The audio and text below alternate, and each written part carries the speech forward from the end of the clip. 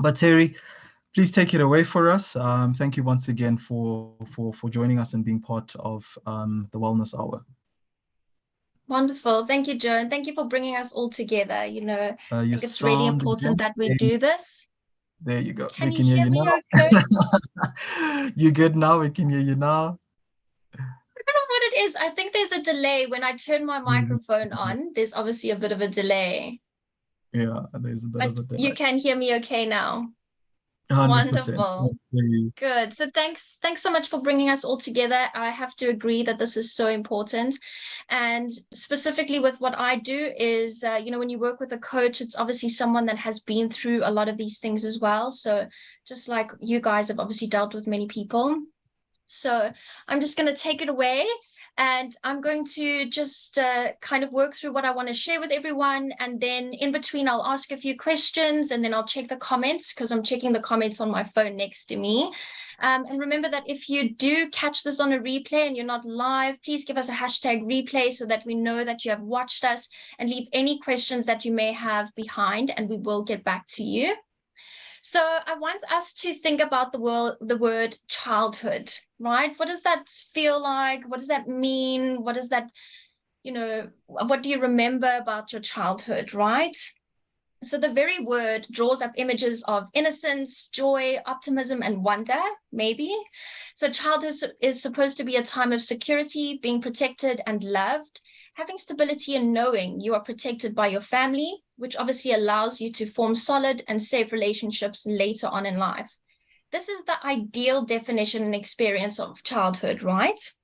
However, the reality of many children's experiences are not quite like this. So I hope that this is not going to be triggering for anyone. And if it is, then you need to really sit with why that triggers you.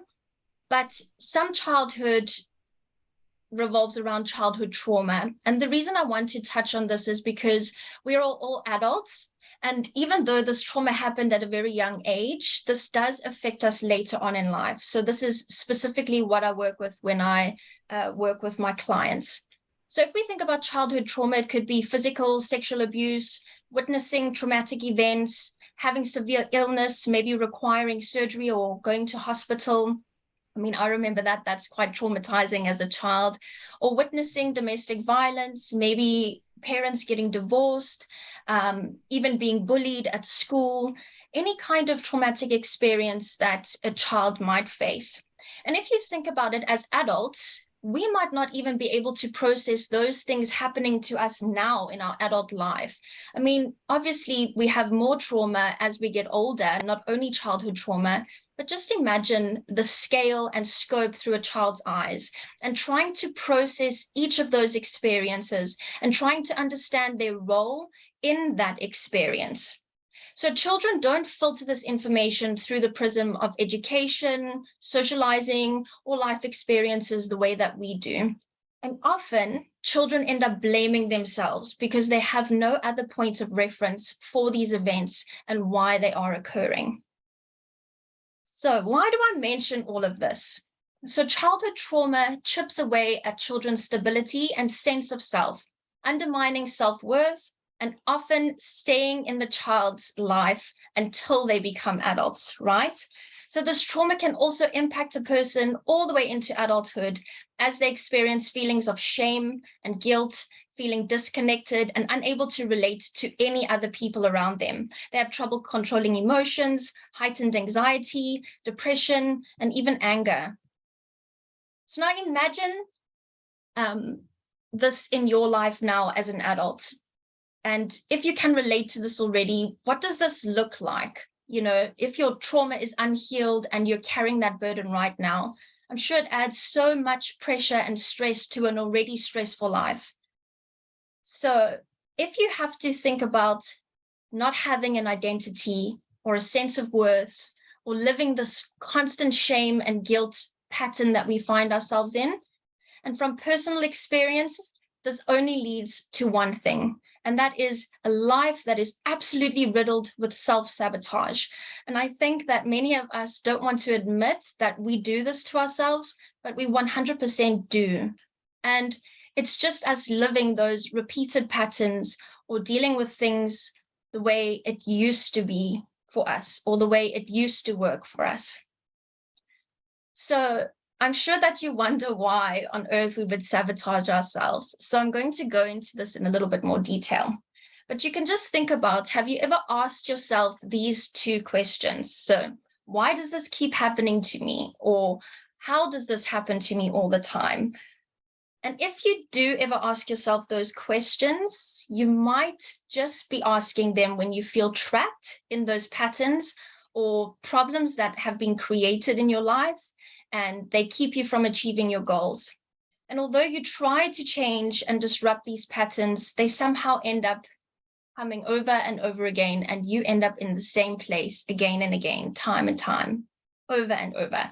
And I know how frustrating that is, because you don't want to be in that situation, but at the end of the day, you don't even realize that it's you creating that absolute chaos storm around you.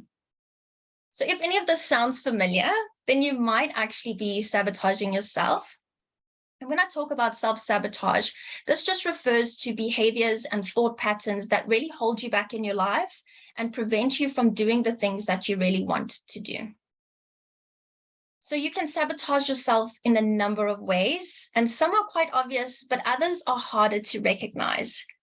And you can sabotage yourself in your personal life, maybe in your career, your relationships, your friendships, all of that. So just to name a few things, and as I'm going through that, I would love if you could jot down in the comments like, yes, I relate to 1, 2, 3, 4 of these, okay? And don't feel ashamed. We're all here for a reason. We've all come together because we share these experiences, and obviously we want to move forward from them. So you can think about blaming others when things go wrong, choosing to walk away when things go smoothly or don't go smoothly, my mistake, procrastination, because I think that is a really big one, especially women, I don't know why, picking fights with friends or partners, dating people who really are not right for you. I can stick my hand up for that one. Trouble stating your own needs. And this boils down to your boundaries as well. You know, setting healthy boundaries is really so important. But how do you do that if you don't have a sense of self-worth, right? And then putting yourself down. So absolutely criticizing yourself for every little thing that you do. Okay, so in the comments, let me know if you relate to absolutely any of those. And if you feel a bit shy, that's okay. But I can tell you, before I started this transformational journey of my own, I could stick my hand up for every single one of those. And these are only just to name a few. So let me know if this sounds familiar. I'm going to carry on because maybe this is a bit slow. There we go. So Vernon says, I associate with 3 or 4 of them. Good. And so brave for putting your hand up. And Adam, the main question I ask myself every day, 1, what am I grateful for? And secondary, what is my purpose in this life? Absolutely. You have to, Adam, you have to do this every single day. And that's the trick, is that consistency and choosing to remain in your power, right? Choosing to be a better version of yourself every single day. I agree. And Bridget, I can relate, but been working on it. You sure have. It's been such an honor to work with you. So, and if you can obviously agree to any of those, I just want you to think about how much stress that actually causes you in your life. How much discomfort does that cause you in your life? Because you can see these patterns for what they are, but again, it's so hard to say, hey, I'm actually the one that's doing that to myself. I know personally, it took me a very long time. It took me 30 years to realize that I was the one destroying my own life. So I totally get it. So I want to talk about tips for overcoming this sabotaging behavior. But I want you to remember that behaviors that worked for you in the past generally don't help as much once you start changing those circumstances. So once you can actually identify those triggers, you can then build new habits around the way that you actually respond rather than react. So if you choose to continue reacting that same way, the past version of you would do that, you're going to create more harm in your life. And that's obviously not something that you want to do anymore. That's why you're here. Well, one of the reasons, I'm sure. So I just want to also mention that these things can be changed. So please don't think that I'm poking at you and, oh, the world is ending, and then you just decide that that's your fate, because it's very easy to change these things if you choose to believe yourself and you just choose to work on them every single day. And be patient with yourself, be kind to yourself, show yourself that compassion, because it's taken you years to become this person. So you cannot just be a new person overnight. Okay, so the first piece of advice I want to give you for changing these behaviors is to identify those behaviors. It's not always easy to examine your actions. Trust me, I know. And once you start actually paying attention to it, you'll see the patterns, and then you can work around the triggers. And obviously, admitting that we are sabotaging ourselves is extremely painful. But it's so brave of you for you to actually acknowledge that and to choose to change. And nobody rushes to this conclusion. So don't think that you're doing anything wrong. Trust the process and know that you're always exactly where you're meant to be. The second piece of advice I want to give you is to learn what sets you off. So those are those triggers. And once you figure out how you are sabotaging yourself, why you are sabotaging yourself, take note of when you do these things and what has actually made you feel that way, what has made you react in that way, so that you can actually start to choose to do differently. The third piece of advice I'd like to give you is practice getting comfortable with failure. It's okay to fail. We all fail. I've failed 100 times. I'm sure Ronelle, Edith, and Joseph have failed 100 times before getting to this point. The fact is that you get up and you keep trying. It's absolutely normal to feel afraid of rejection or failure, but just understand that every time you get back up and you push past that fear, everything you desire is standing on the other side of fear. So just remember that every time you're feeling a bit shaky, just move forward anyway. The third piece of advice I'd like to give you is, if you notice, we'll talk about it. So if you notice patterns that keep appearing in your relationships, try actually talking to the people that are closest to you. Ask them if they have noticed these things that you've noticed as well. Ask them how they feel about you reacting that way. Talk to people that you trust. You can even reach out to any of us that are here today. If you relate to anything that we say, we encourage you to reach out to us so that we can be there for you, because we will never be the people that judge you. So please remember that. The next piece is to identify what you really want. I think that this is a huge thing for us to get used to. Okay, it's okay for us to put boundaries up, healthy boundaries. It's okay for us to let people know what we need in our lives and what we're not willing to accept. Okay. And normally self-sabotage will happen when you're looking for a way out, or you're feeling uncomfortable. You're feeling as if your needs are not met, or you're feeling as if you're trapped. Okay, so these behaviors will always suggest that something about your situation isn't working for you. So after all of that about self-sabotage, I want you to also remember that even once you clear and work through the sabotaging behavior, the underlying factor or the root cause is that trauma. And it might not be childhood trauma. You might actually have even just faced some trauma in your adult life. But to face it, to deal with it, to know if it was childhood trauma, that none of what happened was ever your fault. So I'm going to leave you with a few tips as well, just on actually starting to heal trauma and starting to be okay at the end of the day. I wouldn't be sitting here in front of you guys today, being able to share my story, being able to help others, if I didn't heal my trauma. So first of all, we have to acknowledge and recognize the trauma for what it is. The only way that you can begin healing is to acknowledge that traumatic event, that it occurred, and that you were not responsible for it. Okay?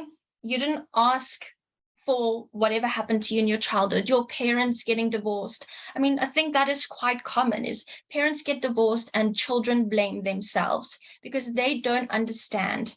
And unfortunately, we also live in a society where we are not taught as children how to regulate our emotions, how to speak up when something's wrong. And I mean, what Joseph does is absolutely amazing, because so often men are too afraid to speak just simply because that makes them weak, right? And it doesn't. As a mom, I let my little boy cry as much as he wants, and I let him talk about his feelings, because I will never allow him to grow up like that. So it's so important that we get comfortable with talking about these things. And then the next thing in terms of healing trauma is to reclaim control. We cannot give our power away any longer. It's time for us to actually reclaim that control. And if we have these feelings of helplessness, and we carry them into our adult life, it absolutely destroys everything. And I'm not going to go into detail, and I know my amazing husband is watching, but I nearly lost him because I allowed all of that trauma to rip my family apart. So we have to reclaim our control. We have to heal these wounds, and we have to keep moving forward. If not for our generation, at least for our children. You know, we cannot keep having these cycles that go on and on and on. And I'm not going to get into that, but so much of the stuff that we carry today is not even ours. Okay, so the third piece of advice in terms of healing trauma is to seek support and don't isolate yourself. You know, as children, we are told that children are seen and not heard. What are you crying for? Do you want a reason to cry? All of those kind of things. So unfortunately, when we're adults, we don't know how to deal with these feelings, and then we isolate. Okay, number 4, so take care of your health. I know Edith is going to share so much with this, so I'm not going to touch on it too much, but your ability to cope with stress is measured on how you look after your body, 100%. Number 5, learn the true meaning of acceptance and letting go. And when we talk about acceptance, it's about accepting yourself as well, not just the things around you. Okay, and then of course, replace all bad habits with good ones. And you can just do that a tiny smidgen every single day. You don't have to change everything at once. It's taken you years to become this person. Just do a little every day, and you will start to see. And just like Adam said, you know, gratitude is absolutely everything. And I encourage you to just be patient with yourself. You know, any kind of trauma that you go through, especially childhood trauma, was out of your control. And these feelings of hopelessness and these defense mechanisms that you have used for so many years, they kind of start to become like part of who you are, or they happen on autopilot, and that's okay. It doesn't make you a bad person. It can be changed. Just learn to love yourself, comfort yourself, and show yourself some compassion. So if you have any questions, you can put them down for me in the message box. I will respond to them there, because I think I've gone a little bit over my time. But thank you so much, Joseph, for letting me share. And yeah, I'll chat to you all soon.